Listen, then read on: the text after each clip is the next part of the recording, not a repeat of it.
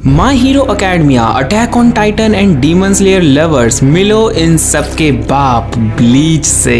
And when I say बाप I literally mean it. Bleach ही इन प्यारे प्यारे छोटे छोटे बच्चों का डैडी है। यस, ब्लीच एनिमे को आए आज पूरे 20 साल हो चुके हैं, जिसकी खुशी में एनीप्लेक्स की तरफ से हमें ये स्पेशल एनिमेटेड वीडियो भी देखने को मिला। अनफॉर्चुनेटली बहुत लिमिटेड लोग ब्लीच के बारे में बात करते हैं, जिसकी वजह से मुझे भी लगता था कि भाई क्या बकवास नाम है ब्लीच, टाइटल इतना बोरिंग है तो स्टोरी लाइन कैसी ही होगी। एंड डेथ नोट की कसम, मैं गलत निकला, निहायती गलत। यदि आपने ये सीरीज देख रखी है तो ये वीडियो सिर्फ आपके लिए है, और यदि नहीं देख रखी तो माय डियर फ्रेंड, इस वीडियो के बाद आपको ये सीरीज देखनी ही पड़ेगी, क्योंकि आज हम ब्लीच के बारे में A to Z सब कुछ जानने वाले हैं। तो चलो चलते हैं साल 2024 से सीधे साल 2004 में, जब ब्लीच फर्स्ट टाइम टीवी पर ब्रॉडकास्ट किया गया। एंड साल 2004 से भी पहले हम जाएंगे 27 साल और पीछे, यानी साल 1977 में, जब ब्लीच के क्रिएटर तीते कुबो ने इस दुनिया में जन्म लिया।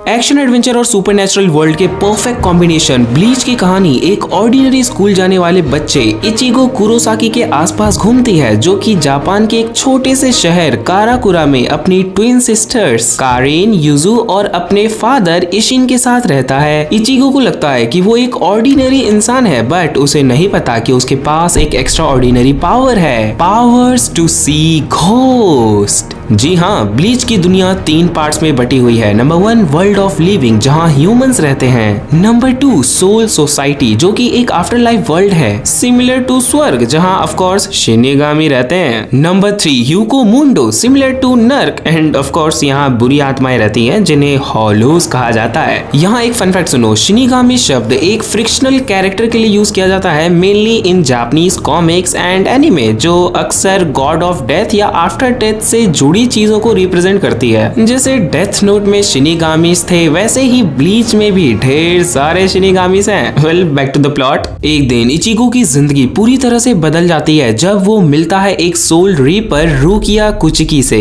रुकिया का काम होता है ह्यूमन वर्ल्ड को प्रोटेक्ट करना फ्रॉम इविल स्पिरिट्स, जिन्हें ऑफ कोर्स हॉलोस कहते हैं। जब एक हॉलो इचिगो के परिवार पर अटैक करता है, रुकिया सीरियसली इंजर्ड हो जाती है। उस वक्त रुकिया अपनी पावर्स इचिगो को ट्रांसफर कर देती है ताकि वो उस हॉलो को हरा सके। अब इचिगो ह्यूमन से बन जाता है एक टेम्पररी सोल रीपर। पहली बार एक ऐसा लड़का जो घोस्ट से बस दूर भागना चाहता था, अब हॉलो हंटर्स के डेंजरस वर्ल्ड में घुस गया है। शुरू में इचिगो को अपने नए पावर्स समझने में काफी स्ट्रगल होता है, लेकिन धीरे धीरे वो काफी स्ट्रॉन्ग हो जाता है। जैसे जैसे कहानी आगे बढ़ती है, हमारे मेन हीरो के साथ नए नए कैरेक्टर्स इंट्रोड्यूस होते हैं, एंड उनमें से कुछ हैं ओरिहिमे, चैड और उरेयू। एंड ये सभी अपने अपने तरीके से स्पिरिचुअल पावर्स रखते हैं। साथ ही एक और बड़ा एलिमेंट आता है जब रुकिया को ह्यूमन वर्ल्ड से सोल सोसाइटी में वापस बुला लिया जाता है, जहां उसको पनिशमेंट फेस करनी है for giving her powers to a human. तो क्या इचिगो कुरोसाकी रुकिया को बचा पाएगा? ये जानने के लिए आपको ब्लीच की अमेजिंग दुनिया में आना होगा।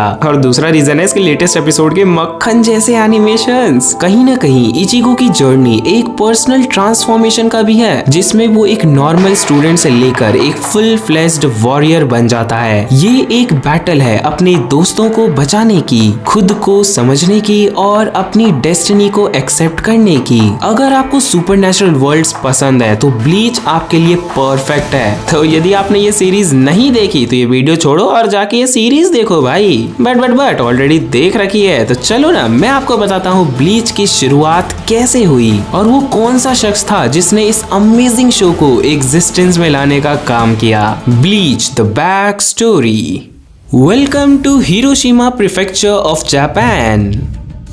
26 जून 1977 में इसी जगह जन्म हुआ तीते कुबो का, जिनका ओरिजिनल नाम है नोरियाकी कुबो। उनके फादर एक टाउन काउंसिल मेंबर हैं। कुबो के अलावा उनका एक छोटा भाई और एक छोटी बहन है। एंड एक इंटरव्यू के दौरान कुबो ने कहा था कि उन्होंने अपने एलिमेंट्री स्कूल में ही सोच लिया था कि वो एक मांगा आर्टिस्ट बनेंगे। एंड वो आगे कहते हैं कि उस वक्त मेरा सबसे फेवरेट मांगा गे गे गे नो कितारो था। मुझे हमेशा से इस सीरीज के योकाई यानी मॉन्स्टर्स पसंद आए हैं। एक और मांगा जो मुझे काफी पसंद था वो था Saint Seiya, also known as knights of the zodiac. Well, Ge Ge no Kitaro ये मांगा एक यंग योकाई कितारो की कहानी है जो अपनी योकाई और ह्यूमन वर्ल्ड्स के बीच के बैलेंस को बनाए रखने की कोशिश करता है। कितारो के एडवेंचर्स में वो अलग अलग योकाई मॉन्स्टर से लड़ता है और अपने यूनिक पावर्स का इस्तेमाल करके इंसानों की मदद करता है। एंड सेंट सेइया, इस मांगा में कुछ वॉरियर्स होते हैं जिन्हें सेंट्स कहते हैं, जो कि एंशिएंट ग्रीक गॉड्स के लिए लड़ते हैं। हर सेंट को एक कॉन्स्टेलेशन के साथ लिंक किया गया है और वो अपने स्पेशल आर्मर और मिस्टिकल वेपन्स का इस्तेमाल करते हैं। कहानी सेइया और उसके फेलो सेंट्स की है जो गॉडेस एथीना को बचाने के लिए पावरफुल एनिमीज के अगेंस्ट लड़ते हैं। एंड ये दोनों ही एक्चुअल में बहुत मस्त सीरीज है जिनका इन्फ्लुएंस ब्लीच में साफ साफ दिखाई देता है। गे गे गे नो कितारो से जापानीज सुपरनैचुरल थीम्स का और सेंट सेइया से यूनिफॉर्म, ज़ेनपेक्टू एंड फाइट सीन्स का। बड़े होते होते उन्हें ड्रैगन बॉल भी बहुत पसंद आने लगा था। ड्रैगन बॉल के विलन्स को देखकर उनके माइंड में एक चीज छप गई थी कि विलन्स हमेशा स्ट्रॉन्ग और कूल होने चाहिए। कुबो के पेरेंट्स उनके मांगाका बनने के डिजायर के लिए थोड़ा इनडिफरेंट थे, मतलब ना उन्होंने कुबो को एनकरेज किया और ना ही डिस्करेज। कुबो कहते हैं, मेरे हाई स्कूल के 3rd ईयर के समर में मैंने अपनी पहली वन शॉट मांगा लिखी थी। फर्दर ही रिमेम्बर्स, मेरे पास मांगा ड्रॉ करने का कोई एक्सपीरियंस एंड नॉलेज नहीं था। मैंने इसे वीकली शोनेन जंप के पॉप स्टेप अवार्ड कॉन्टेस्ट के लिए सबमिट किया। मैं जीता नहीं पर फाइनल राउंड तक जरूर पहुंच गया। एंड इसीलिए मुझे एक एडिटर का कॉल आया जो मुझे सजेस्ट करते हुए बोला कि हम साथ में काम करें क्या। वेल, इस पे पहले तो कुबो ने इनकार कर दिया क्योंकि उन्हें दूसरों के साथ काम करना पसंद नहीं था, पर इवेंचुअली वो अग्री हो गए और उनका एक एडिटर के साथ काम शुरू हुआ। मांगा आर्टिस्ट बनने के बाद कुबो ने आर्किटेक्ट और डिजाइन जैसे दूसरे आर्ट फॉर्म्स में भी इंटरेस्ट दिखाना शुरू किया। एंड खास तौर पर उन्होंने ब्रूटलिस्ट आर्किटेक्चर के प्रति अपना प्यार एक्सप्रेस किया जो उनके काम में बिल्कुल दिखाई देता है। यह एक फन फैक्ट सुनो, जापानीज मांगा इंडस्ट्री में वन शॉट्स को योमिक्री कहा जाता है, जिसका मतलब है एक ऐसी शॉर्ट मांगा जिसकी स्टोरी एक ही इशू में खत्म हो जाती है। यानी जिन मांगा के कोई सीरीज नहीं होते उन्हें मांगा सीरीज की जगह वन शॉट बोल दिया जाता है। जो मांगाका होते हैं ना, वो वन शॉट मांगा यूजुअली कॉन्टेस्ट के लिए बनाते हैं या फिर किसी फुल लेंथ मांगा सीरीज का कोई लेटेस्ट डेवलपमेंट निकालना हो तब। घुमा फिरा के ये कि जो रोल पायलट एपिसोड का टीवीज में होता है वही रोल वन शॉट्स का मांगा इंडस्ट्री में होता है। साल 1996 में हाई स्कूल से ग्रेजुएट होने के बाद उन्होंने अपना प्रोफेशनल डेब्यू एक वन शॉट मांगा के साथ किया जिसका नाम है अल्ट्रा अनहोली हार्टेड मशीन। ये वीकली शोनेन जंप के स्पेशल इशू में पब्लिश हुआ जिसमें नए और एक्सपीरियंस्ड मांगाका अपने वन शॉट्स को क्रिएट करते थे। ये स्पेशल इशू एक टाइप ऑफ कॉन्टेस्ट ही था जिसमें कुबो 4th प्लेस पर आए। और पता है तीसरे नंबर पर कौन था? वन पीस के creator Eiichiro Oda. Yup, Oda भी अभी मार्केट में नए नए खिलाड़ी थे एंड इन्होंने रोमांस डॉन नाम से एक वन शॉट मांगा पब्लिश की थी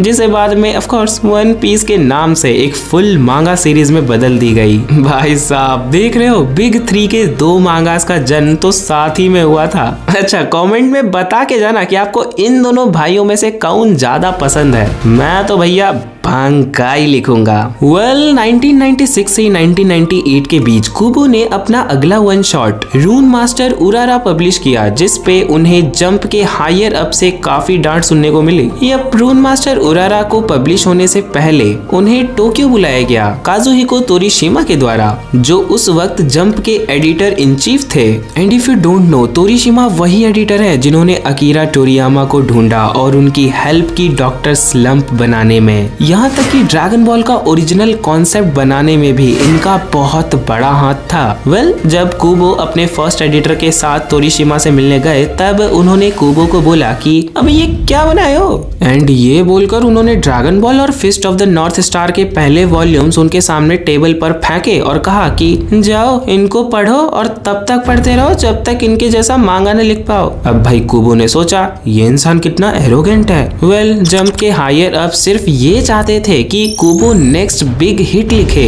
और वो उनके काम को Dragon Ball and Fist of the North Star से कंपेयर कर रहे थे, पर कुबो ने ये दोनों वॉल्यूम्स कभी पढ़े ही नहीं, क्योंकि उन्हें ऑलरेडी पता था कि उन दिनों ये मांगा कितने ज्यादा पॉपुलर थे। साल 1997 में कुबो का तीसरा और final one shot bad shield United release हुआ। इस वन शॉट को बनाने में कुबो को मोटिवेशन के साथ स्ट्रगल करना पड़ा, क्योंकि वो ड्राइंग में इंटरेस्टेड फील नहीं कर रहे थे। उनके अर्ली ईयर्स में जंप के सीनियर्स उनके टैलेंट को तो देख सकते थे, पर वो चाहते थे कि कुबो रेगुलरली ड्रॉ करे। इसीलिए उन्होंने वीकली शोनेन जंप में कुबो के लिए 45 पेज एलोकेट कर दिए और उन पर प्रेशर डाला कि वो कुछ भी करके 45 पेज का कुछ तो क्रिएट करें। अब भैया ये बहुत अनयूजुअल था किसी आर्टिस्ट के लिए बिना कोई कंपटीशन जीते मांगा के इतने सारे पेजेस मिल जाना। एंड पता है जंप वालों ने उनको ये वार्निंग तक दे दी कि अगर कुबो कुछ सबमिट नहीं करेंगे तो वो ब्लैंक पेजेस ही पब्लिश कर देंगे। एंड इसी प्रेशर के कारण कुबो ने बैड शील्ड यूनाइटेड को क्रिएट किया। सो फार ये 3 वन शॉट्स कुबो के आर्ट और स्किल को निखारने में मददगार साबित हुए, क्योंकि उनके पास मांगा को ड्राफ्ट करने का प्रायर एक्सपीरियंस नहीं था। कुबो का अपने एडिटर के सुपरविजन में ये 3 शॉर्ट स्टोरीज बनाना किसी क्रैश कोर्स से कम नहीं था। एंड अब आ चुका था साल 1999। कुबो 22 साल के हो चुके थे। वो अपने पहले सीरियलाइज्ड वर्क ज़ॉम्बी पाउडर का कॉन्सेप्ट सबमिट करने के लिए रेडी थे, लेकिन उससे पहले 1998 में कुबो ने 1 साल के लिए ड्राइंग बंद कर दिया, क्योंकि उनके एडिटर ने सजेस्ट किया था कि वो एक चैप्टर के स्टोरी बोर्ड्स बनाए जो सीरियलाइजेशन के लिए पिच किया जा सके। बेसिकली उनके एडिटर का इंटेंशन था कुबो के खून में फिर से ड्राइंग के प्रति जोश और जुनून की चिंगारी में आग लगाना। और जब कुबो ने ज़ॉम्बी पाउडर का स्टोरी बोर्ड सबमिट किया तो ये इंस्टेंटली सीरियलाइज्ड होने के लिए अप्रूव हो गया, जो कि काफी अनयूजुअल था, क्योंकि सीरियलाइजेशन के लिए कम से कम 3 चैप्टर्स के स्टोरी बोर्ड्स की जरूरत होती है, पर हमारे कुबो भैया ने तो ये सिर्फ 1 चैप्टर के साथ ही अचीव कर लिया। वैसे आपको पता है ऐसा जंप वालों ने जानबूझ के किया था ताकि वो कुबो को टोक्यो में शिफ्ट कर पाए, ताकि वो अपने सेल्फ डाउट और कॉन्फिडेंस इश्यूज पर काम कर सके। एंड दूसरा रीजन उन्हें शिफ्ट करने का ये था कि अपने करेंट सिटी से कुबो मांगा चैप्टर्स को डेडलाइन के बिल्कुल करीब में सबमिट करते थे। एंड टोक्यो में रहने से उन पर नजर रखी जा सकती थी और उनके चैप्टर्स को टाइम पर सबमिट करवाना पॉसिबल था। कुबो को ग्रुप्स या टीम अप करके काम करना बिल्कुल पसंद नहीं था, जिसके कारण बहुत से लोग कहते हैं कि कुबो का अपने एडिटर्स के साथ उलझा हुआ सा रिलेशन था। पर जैसा कि अभी हमने देखा उनके एडिटर एक्चुअल में उन्हें बहुत सपोर्ट करते थे। वैसे तो उन्होंने कुबो पर प्रेशर डाला, पर इस प्रोसेस में कुबो को अपने ऊपर कॉन्फिडेंस और अपने वर्क में सेल्फ बिलीफ मिला। कुबो खुद अपने काम को लेकर एम्बैरेस्ड और अनश्योर फील करते थे और वही वजह थी जो उनके लिए ड्राइंग मुश्किल होती चली गई थी। कुबो खुद कहते हैं कि for certain reasons I was forced to start Zombie Powder. शुरुआत में मेरा इमोशनल स्टेट काफी अनस्टेबल था। मैंने जो ड्रॉ किया उसके लिए मैं इतना लो कॉन्फिडेंट फील करता था कि मैं अपने फिनिश प्रोडक्ट को खुद नहीं देख पाता था। And it's only from the 3rd volume onward that I have finally been able to look at my work. In the end Zombie Powder सिर्फ 4 वॉल्यूम्स तक चला और उसके बाद कैंसिल हो गया। कुबो के इस एक्सपीरियंस ने उन्हें ये समझाने में मदद किया कि मांगा कैसे सीरियलाइज किया जाता है और उनके डिमांड को कैसे हैंडल किया जाता है, वो भी एक हेक्टिक शेड्यूल को फॉलो करके। ब्लीच द मांगा। ज़ॉम्बी पाउडर के खत्म होने के 1 साल बाद कुबो को मांगा आर्टिस्ट का रेपुटेशन मिल गया था एंड एडिटर्स ने उन्हें रिलैक्स होने का मौका नहीं दिया और उन्हें कहा कि अगर वो नया मांगा नहीं लिखेंगे तो लोग उन्हें भूल जाएंगे। एंड तब उनके एडिटर ने उन्हें बताया कि उन्होंने अकामारू जंप में एक नए मांगा के पायलट चैप्टर को पब्लिश करवाने के लिए पेजेस सिक्योर कर लिए हैं। एंड ये जो पब्लिश होने वाला था वो ब्लीच का पायलट चैप्टर बनने वाला था, पर पब्लिश होने से पहले ही कुबो ने काफी स्ट्रगल्स फेस किए ब्लीच के आइडिया को डेवलप करते हुए और जंप के एडिटर्स के साथ काम करते हुए भी। अगस्त 2008 में लॉस एंजलिस टाइम्स के एक इंटरव्यू में कुबो ने बताया था कि ब्लीच का कॉन्सेप्ट तब शुरू हुआ जब उन्होंने एक लड़की का स्केच बनाया जो बाद में इचिगो को शिनिगामी पावर्स देने वाली रूकिया के कैरेक्टर के रूप में सामने आई। कुबो कहते हैं कि जब उन्होंने पहली बार रूकिया को ड्रॉ किया तब वो शिनिगामी के ब्लैक अटायर में नहीं थी, बल्कि एक ब्लैक हाई स्कूल यूनिफॉर्म और एक बड़ी सी साइथ के साथ थी। तब उनको रूकिया का शिनिगामी होने का आइडिया आया, जिसके बाद कुबो अपने एक नोटबुक में पोटेंशियल कैरेक्टर डिजाइन्स बना रहे थे जिन्हें वो आगे चलकर ब्लीच के वन शॉट मांगा में यूज करने वाले थे। इनिशियली ब्लीच ब्लीच का पायलट चैप्टर बनाने के बाद जब कुबो वीकली शोनेन जंप के पास गए तब उन्होंने ब्लीच के ओरिजिनल स्टोरी कॉन्सेप्ट को रिजेक्ट कर दिया था, जो कुबो के लिए बहुत डिस्करेजिंग था। लेकिन जब खुद गोकू आके आपको मोटिवेट करे तो पौधे से टूटा फूल भी दोबारा खिल जाए।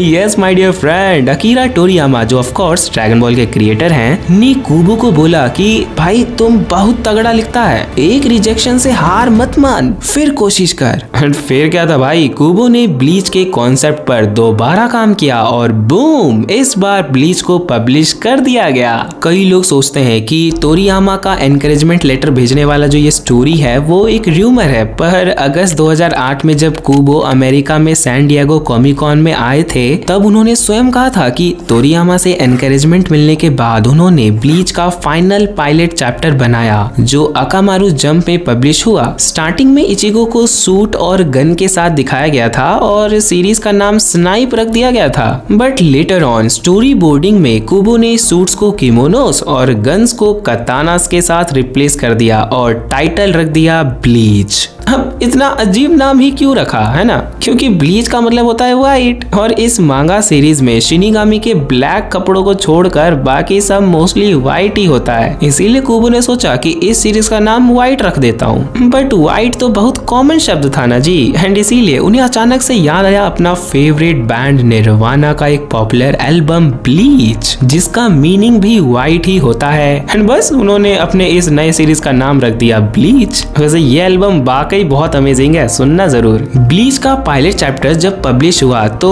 उसने रीडर पॉपुलैरिटी पोल्स में टॉप पोजीशंस हासिल किया और उसके बाद इसे फुल सीरियलाइजेशन के लिए अप्रूवल मिल गया, एंड यहीं से शुरू हुई कुबो के करियर की सबसे आइकॉनिक सीरीज। उनके एडिटर्स ने सजेस्ट किया कि वो ब्लीच को लॉन्ग रनिंग स्टोरी बनाएं, पर वो लोग जल्दी समझ गए कि यंग कुबो 2-3 साल में ही बोर्ड हो सकते हैं, एंड कुबो खुद एडमिट करते हैं कि वो एक ही चीज से इजीली बोर हो जाते हैं। पर ब्लीच के कैरेक्टर से हद से ज्यादा अटैचमेंट के कारण उन्होंने उनकी डिफरेंट एस्पेक्ट्स और स्टोरीज को एक्सप्लोर करने का सोचा। कुबो कहते हैं कि उनका प्लान था कि स्टोरी जल्दी खत्म हो जाए, पर कैरेक्टर और स्टोरी एलिमेंट्स ऐड करते करते 15 साल कब गुजर गए पता ही नहीं चला। ब्लीच की शुरुआत में कुबो ने गोताई 13 के हायरार्की के बारे में प्लान नहीं बनाया था। इनफैक्ट हेड कैप्टन और इचिगो के फादर का एक्स कैप्टन होने का आइडिया भी उन्होंने बाद में ही डेवलप किया। कुबो कहते हैं कि वो पहले कैरेक्टर्स डिजाइन करते हैं और फिर उनके अराउंड स्टोरी बिल्ड करते हैं। वो कैरेक्टर्स को स्पेसिफिक पर्सनालिटीज देने का प्लान भी नहीं करते क्योंकि वो आगे चलकर नेचुरली डेवलप हो जाती है। ज़ेनपैक्ट 2 के डिजाइन्स के साथ भी कुबो को कभी स्ट्रगल नहीं करना पड़ता क्योंकि वो कैरेक्टर्स और उनके ज़ेनपैक्ट 2 को साथ में ही कॉन्सेप्चुअलाइज कर देते हैं। उन्होंने सीरीज की शुरुआत में ही डिसाइड कर लिया था कि ब्लीच का एंड नेक्स्ट जनरेशन टाइप होगा, और अगर ब्लीच कभी कैंसिल भी हो जाता तो उनके पास टाइम स्किप का ऑप्शन था जिससे वो स्टोरी को रैप अप कर सकें। ठीक वैसे जैसे ड्रैगन बॉल के एंडिंग में हुआ था, यदि आपको याद हो, इसमें 10 साल का टाइम स्किप करके लास्ट चैप्टर लिख दिया गया था with an open ended finale.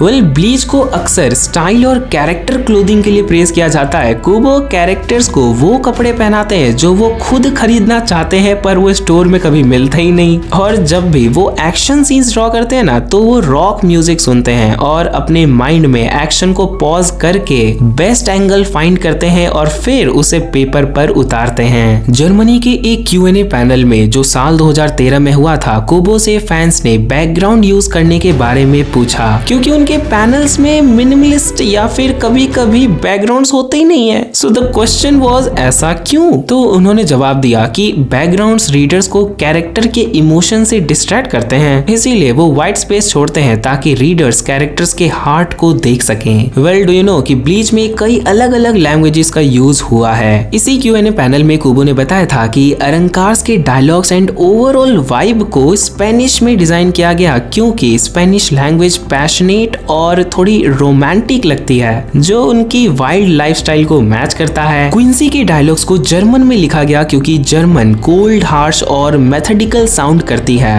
जो क्विंसी के स्ट्रेट फॉरवर्ड नेचर को सूट करता है। यहाँ एक फन फैक्ट सुनो, क्विंसी का मीनिंग ही होता है मॉन्क ऑफ डिस्ट्रक्शन। अब ब्लीच के सीरियलाइजेशन के दौरान कुबो ने इचिगो, रुकिया और ओरिहिमे के बीच लव ट्रायंगल्स के क्वेश्चंस को हमेशा अवॉइड किया। और 2008 में जब वॉल्यूम 33 पब्लिश हो रही थी तब उनसे पूछा गया कि ब्लीच में कोई लव स्टोरी है या नहीं, तो कुबो ने जवाब दिया कि ब्लीच एक लव स्टोरी नहीं है, उनके कैरेक्टर्स के एबिलिटीज और पर्सनालिटीज उनके लिए लव से ज्यादा इंटरेस्टिंग है। वो नहीं चाहते कि रोमांस ब्लीच के स्टोरी में फोकस में आए। पर आखिर में इचिगो एंड ओरिहिमे और रुकिया एंड रेंजी का रिलेशनशिप एस्टैब्लिश किया गया ताकि नेक्स्ट जनरेशन को इंट्रोड्यूस किया जा सके। वेल, ये रोमांस एस्पेक्ट जो स्टोरी में था ना, वो काफी इन्फ्लुएंस्ड था उन शुरुआती एनिमे एपिसोड से जो हमेशा कुबो के मांगा को एक्यूरेटली अडेप्ट नहीं करता था। एनिमे में खूब सारे फिलर एपिसोड्स एंड सीन्स में ऐसे डायलॉग्स ऐड किए गए जो इचिगो और रुकिया के रिलेशनशिप को अननेसेसरीली रोमांटिसाइज करते थे। एंड सोने पे सुहागा एनिमे में ओरिहिमे के कैरेक्टर को पोर्ट्रे करने में भी बेकार काम किया उन्होंने।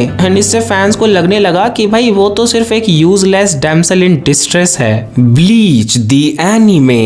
वेल, यदि आप एक हार्डकोर एनिमे फैन हो तो एनिमेशन वेब्स लाया है आपके लिए brand new exclusive anime posters जो फिलहाल 20-20 के सेट्स में 2 वेरिएंट्स में Amazon पर अवेलेबल है। पहला सेट है मिक्स एनिमे जिसमें आपको Dragon Ball, Jujutsu Kaisen, Naruto, Demon Slayer और न जाने कितने सारे एनिमे मिलेंगे। बट मेरा पर्सनल फेवरेट तो चाइल्डहुड एनिमे वाला सेट है जिसमें आपको Doraemon, Perman, Kiteretsu, Pokemon, Phineas and Ferb, Ben 10 और भी न जाने कितने सारे चाइल्डहुड मेमोरीज को ताजा करने वाले पोस्टर्स मिलेंगे। तो देर मत करो, डिस्क्रिप्शन में दिए गए लिंक पर क्लिक करके फटाक से ऑर्डर कर लो because stocks are limited. Now let's get back to the main topic. 7 अगस्त 2001 से 22 अगस्त 2016 के बीच इस मांगा के टोटल 698 चैप्टर्स पब्लिश किए गए with an end to the story of Bleach. Manga के आने के 4 साल बाद यानी साल 2004 में जब ब्लीच का ओरिजिनल एनिमे अडेप्टेशन अनाउंस हुआ तब कुबो एक्साइटेड तो थे पर वो ये भी सोच रहे थे कि इतना टाइम क्यों लग गया, क्योंकि उस वक्त अक्सर जंप के मांगा को उनके सीरियलाइजेशन के 1 या 2 साल बाद ही एनिमे अडेप्टेशन मिल जाता था। पर ब्लीच एनिमे में 3 साल लग गए और वो 2004 में एयर हुआ। स्टूडियो पियरो ने इसके मांगा को एनिमे में बदलने का काम किया। इफ यू डोंट नो, ये वही स्टूडियो है जिसने Osomatsukun, Gon the Stone Age Boy, Naruto, Boruto, Black Clover and Tokyo Ghoul जैसे अमेजिंग शोज को एनिमेट करने का काम किया है। 5 अक्टूबर 2004 को इसका फर्स्ट एपिसोड टीवी टोक्यो नाम के एक जापानीज टीवी चैनल पर ब्रॉडकास्ट किया गया। एंड विज मीडिया ने लगभग 1.5 साल बाद यानी 15 मार्च 2006 को इसके foreign television, home video and merchandising rights TV Tokyo corporation and Shueisha से खरीद लिए, जिन्होंने इसे इंग्लिश डब के साथ अलग अलग देशों में ब्रॉडकास्ट करना शुरू किया। साल 2006 में ही कार्टून नेटवर्क का ना एक प्रोग्रामिंग ब्लॉक हुआ करता था, अडल्ट स्विम, जिसमें ब्लीच का इंग्लिश डब कंटिन्यूसली एयर किया गया बट सिर्फ 52 एपिसोड्स तक ही, क्योंकि उसके बाद स्टूडियो को थोड़ा टाइम चाहिए था इसके नेक्स्ट एपिसोड्स को डब करने के लिए। एंड ब्लीच का जो टाइम स्लॉट था वो डेथ नोट नाम के एक एनिमे सीरीज को दे दिया गया। एंड ऑफ कोर्स मार्च 2008 से इसे वापस अडल्ट स्विम के प्रोग्रामिंग ब्लॉक में एयर करना शुरू किया गया। जापान में तो ये एनिमे 27 मार्च 2012 को ही खत्म हो गया था बट अमेरिका में इसका जो इंग्लिश डब वाला वर्जन था ना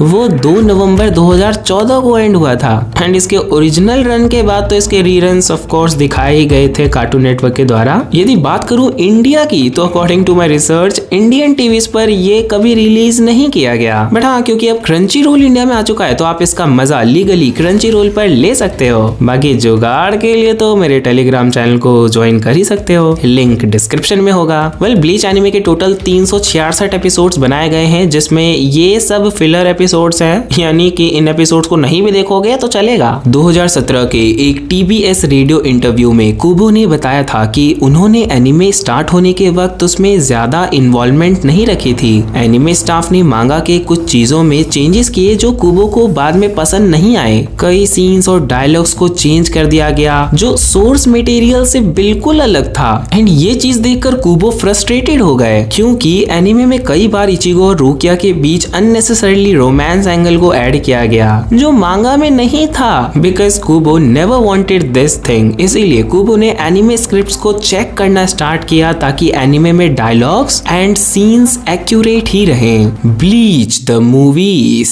मांगा सीरीज पर बेस्ड ब्लीच की टोटल 4 फिल्म्स नोरियुकी आबे के डायरेक्शन में बनाई गई हैं। इन चारों फिल्म्स में एक ओरिजिनल ओरिजिनल प्लॉट लाइन और कैरेक्टर्स हैं जो तीते कुबो ने डिजाइन किए हैं, जो कि एनिमे बेस्ड फिल्म्स के लिए एक अनयूजुअल अप्रोच है, क्योंकि अक्सर ओरिजिनल ऑथर्स का क्रिएटिव इन्वॉल्वमेंट बहुत कम होता है एनिमेटेड फिल्म्स में। पहली film Bleach Memories of Nobody Japan में 16 दिसंबर 2006 को रिलीज हुई। दूसरी film Bleach The Diamond Dust Rebellion 22 दिसंबर 2007 को रिलीज हुई। तीसरी film Bleach Fade to Black 13 दिसंबर 2008 को रिलीज हुई। एंड चौथी and final film Bleach Hell 4 दिसंबर 2010 को रिलीज की गई। एंड ये जो चौथी फिल्म है ना, इसमें कुबो को एग्जीक्यूटिव डायरेक्टर का क्रेडिट दे दिया गया था। एंड अगस्त 2011 में हेलवर्स के डीवीडी रिलीज पर कुबो ने ये कहा कि वो चाहते हैं उनका एग्जीक्यूटिव डायरेक्टर का क्रेडिट हटा दिया जाए, क्योंकि उन्होंने मूवी के प्रोडक्शन में ज्यादा कंट्रीब्यूट नहीं किया था। उन्होंने मूवी प्रीमियर के टाइम भी प्रोड्यूसर से मिलने की कोशिश की थी ताकि उनका नाम हटाया जा सके, पर उस वक्त तक सारे एडिटिंग प्रोसेस वगैरह कंप्लीट हो चुके थे। हालांकि वॉइस एक्टर्स और एनिमेटर्स ने इचिगो और बाकी कैरेक्टर्स को मांगा की तरह ही ऑथेंटिक पोर्ट्रे किया, जो कुबो के लिए काफी सेटिस्फाइंग था। बट मूवी के फाइनल स्टोरी में उनकी मीटिंग्स में डिस्कस किए गए आइडियाज को इंक्लूड नहीं किया गया था और फिर भी उनका नाम वहाँ छाप दिया गया। सो इससे पता चलता है कि इस मूवी में तीते कुबो का नाम जानबूझकर मार्केटिंग पर्पस के लिए छापा गया था। वार्नर ब्रोस के प्रोडक्शन में एक लाइव एक्शन फिल्म अडेप्टेशन जो सीरीज के नाम पर बेस्ड थी,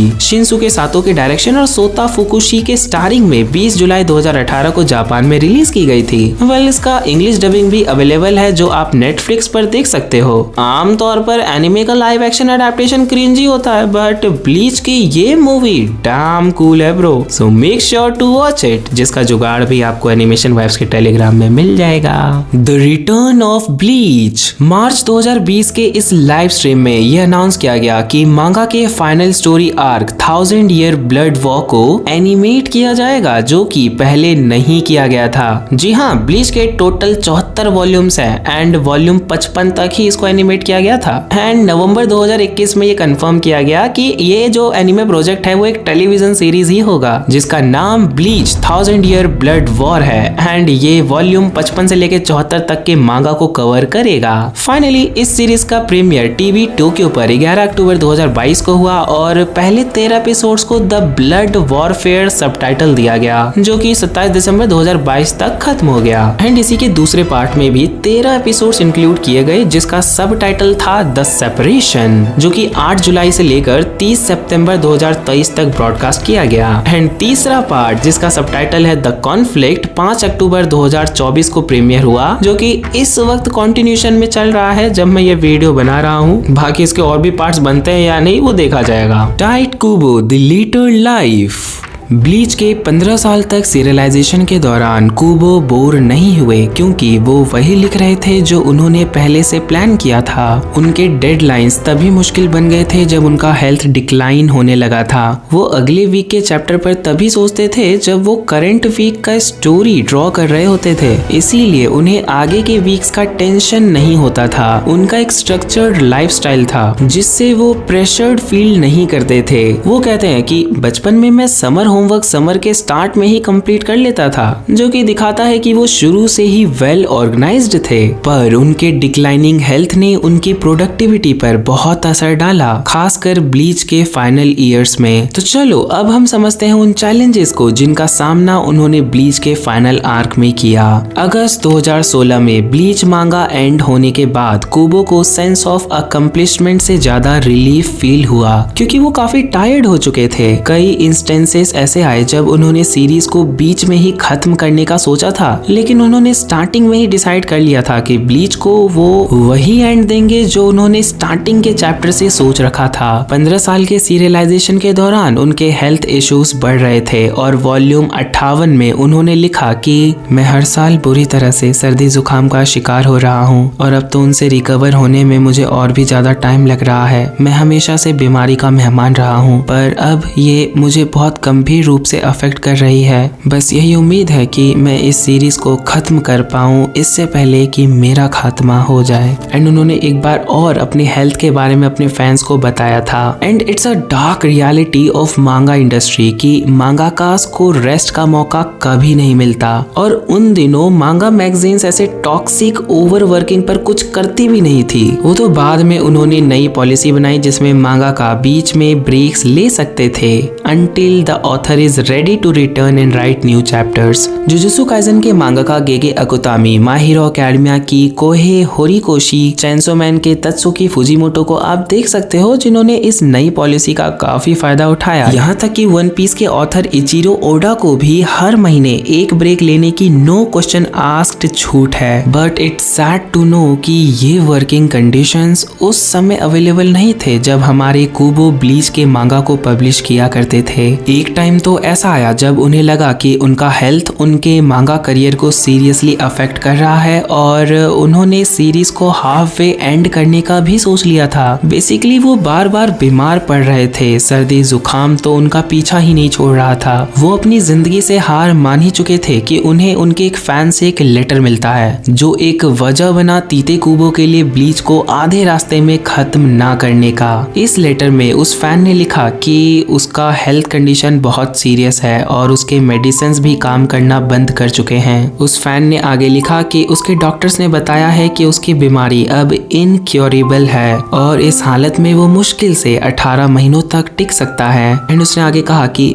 मैंने रिसेंटली ब्लीच का मांगा पढ़ना शुरू किया है जिसे पढ़कर मुझे अपने फ्यूचर का इंतजार करने का पहला मोटिवेशन मिला। उसने कुबो से रिक्वेस्ट किया कि वो अपना मांगा वैसा ही लिखें जैसा वो लिखना चाहते हैं और ब्लीच को अपनी विजन के अकॉर्डिंग कंक्लूड करें। एंड ये लेटर कुबो के लिए बहुत बड़ा मोटिवेशन बना और उन्होंने अपने हेल्थ इश्यूज के बावजूद ब्लीच को एंड तक ले जाने का डिसीजन लिया। कुबो ने ये लेटर ब्लीच के एंड होने के कुछ मंथ्स बाद ट्विटर पर शेयर किया और कहा कि ये फैन लेटर उनके लिए बहुत स्पेशल था क्योंकि उस लेटर ने उनकी पूरी जर्नी को सपोर्ट और स्ट्रेंथ दिया। उन्होंने रीडर्स और अपने फैंस को ये बताया कि उन्होंने ब्लीच को अपने ओरिजिनल विजन के हिसाब से कंक्लूड किया है और हर फैन लेटर को वो अपने पास रखे हुए हैं। उन्होंने कहा कि उनका हेल्थ कंडीशन ब्लीच के 10th ईयर के बाद से डिक्लाइन होना शुरू हुआ था एंड वो जब भी रिकवरी की कोशिश करते वो फिर से बीमार पड़ जाते। उन्होंने मांगा को कंटिन्यू रखना बहुत मुश्किल फील किया पर इस फैन लेटर ने उनके लिए ब्लीच को वैसे ही खत्म करने का मोटिवेशन दिया जैसा वो पहले दिन से सोच रहे थे। कुबो कहते हैं कि ब्लीच कैंसिल नहीं हुआ और सीरीज को उन्होंने अपने टर्म्स पर एंड किया। 1000 ईयर ब्लड वॉर आर्क को लिखने में उन्होंने जल्दबाजी जरूर की पर वो उनके डिक्लाइनिंग हेल्थ की वजह से था। एंड कुबो ने ये भी डिस्क्लोज किया कि जब ब्लीच के सीरियलाइजेशन का फाइनल ईयर चल रहा था तब उन्हें शोल्डर लिगामेंट टॉर्न होने का पता चला जो मांगा एंड होने के बाद चेकअप में रिवील हुआ था। Tite Kubo the continuing journey. Kubo ने ब्लीच मांगा के खत्म होने के बाद रियलाइज किया कि वो अपने कैरेक्टर को मिस कर रहे हैं क्योंकि ब्लीच के टाइम पे उनके साथ वो इतना कनेक्टेड फील करते थे कि उनके बिना उन्हें अकेला और अनईजी लगने लगा।